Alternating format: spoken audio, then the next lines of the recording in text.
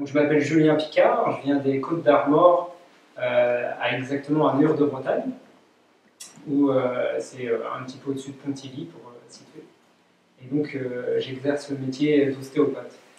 C'est un peu pour ça aujourd'hui que je vais vous parler des intérêts, mais ça reste un témoignage, c'est-à-dire que c'est ma vision personnelle de qu'est-ce que ça a pu m'apporter en tant que thérapeute, la pédagogie de l'ombre de dragon.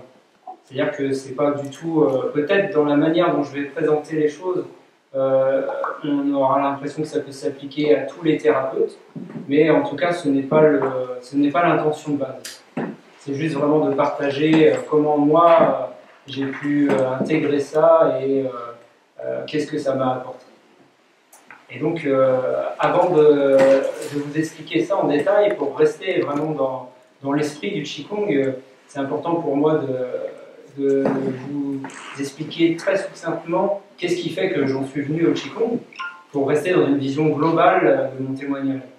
Et donc, sans faire l'exemple de toute ma vie, on va dire qu'il y a quand même des choses très simples, c'est que déjà depuis petit, dans ma manière d'être, j'ai toujours été quelqu'un, on va dire, de très sensible, qui avait tendance à voir les choses sur un grand écran, donc de pouvoir percevoir plein de choses. Ce qui n'est pas forcément évident quand on est petit, parce qu'on ne sait pas forcément quoi en faire, comment le gérer. Mais toujours est-il que c'était comme ça. Donc, ces perceptions, quelles qu'elles soient, m'ont amené à me poser des questions très tôt. Après, des fois, elles ont pu être alimentées, hein, sans rentrer dans des débats de fond. Quand à 5-6 ans, on m'explique qu'il y a quelqu'un qui était capable de marcher sur l'eau, bah forcément, ça m'a posé des interrogations. Je me suis dit, bah, comment on peut faire ? Que ce soit vrai ou pas, là n'est pas la question, c'est juste que ça m'a amené à avoir des réflexions. Et donc à 7 ans, j'ai commencé les arts martiaux. Et tout de suite pour moi, ça a été un monde passionnant. Ça ne veut pas dire forcément que j'étais doué pour ça, mais en tout cas, ça m'a amené à rencontrer toute la culture asiatique et la pensée asiatique. Et je dis bien asiatique, c'est-à-dire pas forcément chinois ou japonais, hein, vraiment l'ensemble de l'Asie en général. Et à travers les arts martiaux, du coup, il y a vraiment une fascination qui a débuté pour vraiment toute la culture asiatique. Et en même temps, à peu près aux mêmes âges, j'avais des migraines, hein, pour différentes raisons, même la raison n'est pas forcément intéressante. Et du coup, j'ai rencontré un kiné-ostéopathe. Parce qu'à ce moment-là, c'était comme ça que ça fonctionnait. Et ça a été aussi une autre base importante de ce qui m'a amené vers le Qigong et vers mon propre métier d'ostéopathe, puisque quand j'allais le voir, il mettait ses mains sur mon crâne et je trouvais ça formidable parce que je sentais des choses dans tout mon corps. Alors c'était pas très profitable dans le temps, parce qu'en général quand je sortais après, j'avais encore plus mal à la tête, mais en tout cas, pour ce qui se passait pendant la séance, ça m'a amené encore à me poser des questions sur les capacités du corps humain, sur l'être humain, sur vraiment nos limites, sur nos perceptions. Et donc ça m'a mis, comme dirait Jean-Yves, dans une posture de recherche déjà tout petit, quoi, sur qu'est-ce qu'on fait là, pourquoi je suis là, qu'est-ce que je fais de ce que je ressens, jusqu'où je peux ressentir les choses. Et du coup, cette posture, forcément, surtout quand elle débute jeune, et en plus j'ai eu la chance de grandir dans un milieu où j'ai pu avoir accès à des sources de réponses, donc j'ai pu faire des recherches autant intérieures que extérieures. Bah, ça m'a permis, en tout cas, de développer on va dire des capacités de physique, psychologique et on va dire aussi de sensibilité, de perception assez tôt. Alors effectivement, je n'avais pas forcément de maître à ce moment-là pour me guider, donc ça n'a pas toujours été évident de chercher les limites soi-même, puisque j'en avais pas forcément dans l'extérieur. Et donc, mais on apprend bien aussi comme ça, c'est le fameux proverbe « tombe 7 fois, relève-toi 8 », qu'on retrouve souvent dans les arts martiaux. Je me relève, voilà. Et on va dire que là, j'ai fait, c'était juste pour vous citer un petit peu le terreau sur lequel j'ai grandi et qui m'a amené au Qigong.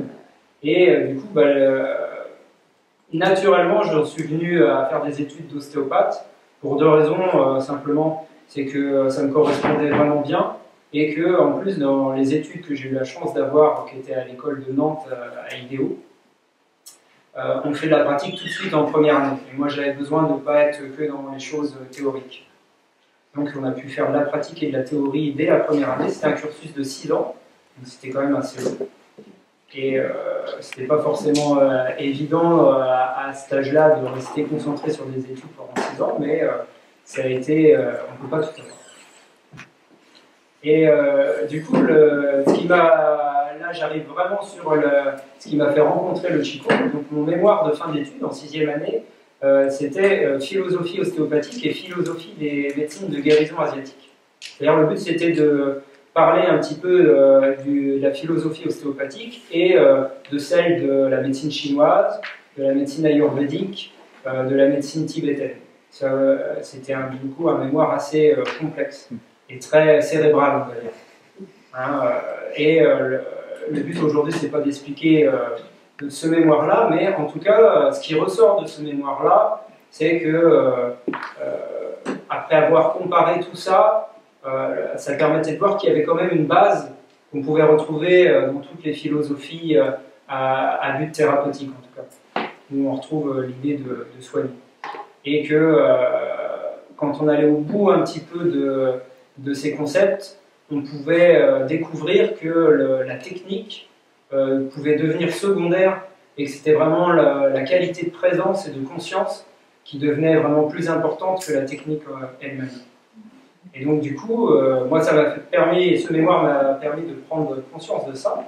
Et du coup, je me suis demandé qu'est-ce que je peux faire pour améliorer ma qualité de présence et ma qualité d'être. Et en parallèle, quand j'ai commencé à travailler, la réalité du terrain et des études est toujours différente.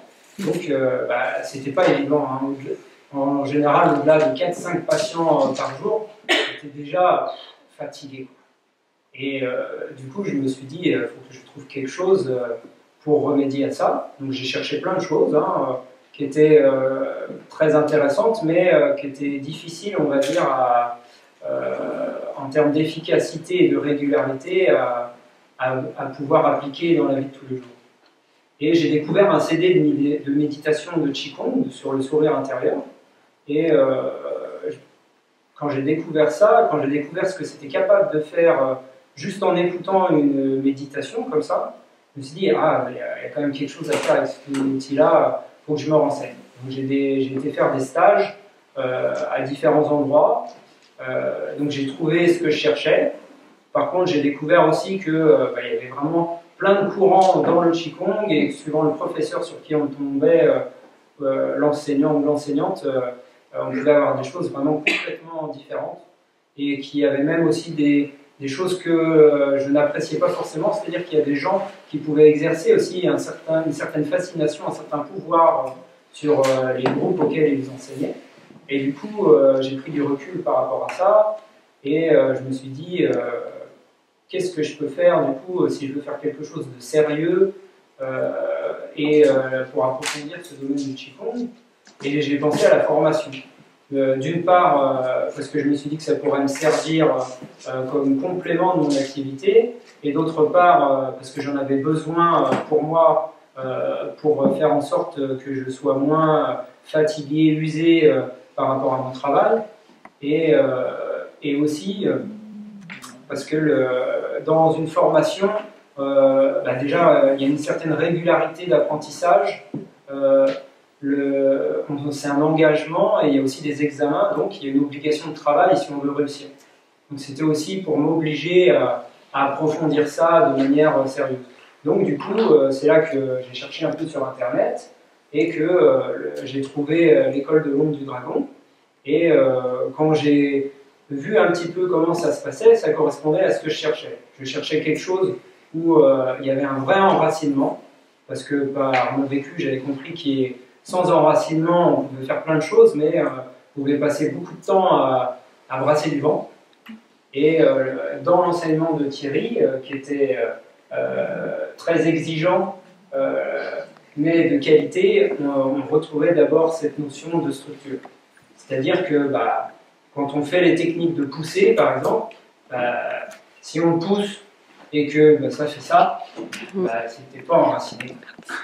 Et puis tu recommences, et puis ça fait toujours ça, tu te dis, ah bah non, alors là ça a été, la première année n'a pas été évidente pour moi, parce qu'entre la vie fantasmatique qu'on peut avoir quand on est fasciné par la culture asiatique et la réalité, il y avait un petit fossé, pour le dire gentiment, mais c'était très intéressant.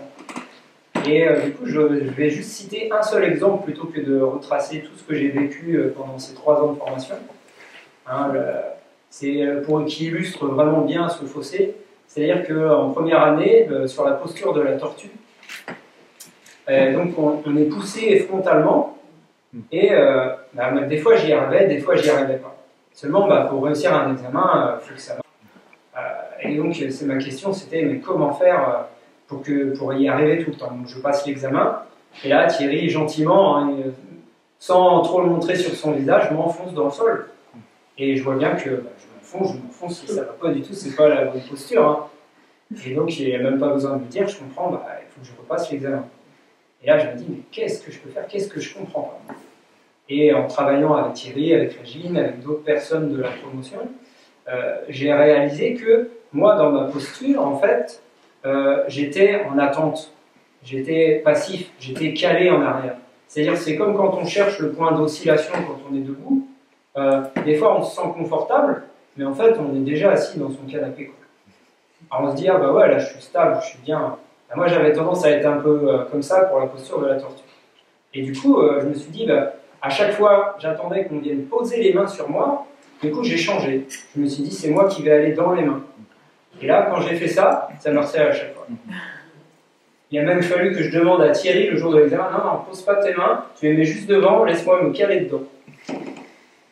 Et j'ai compris, c'est là que je trouve intéressant le Qigong vraiment, que ce soit dans la dimension de la terre et du ciel, j'ai compris que de manière générale, dans mon comportement, dans mon physique même, j'étais quelqu'un qui avait tendance à être dans une posture de recul, dans une posture d'observation, et que c'était quelque chose que je vivais finalement dans la vie de tous les jours.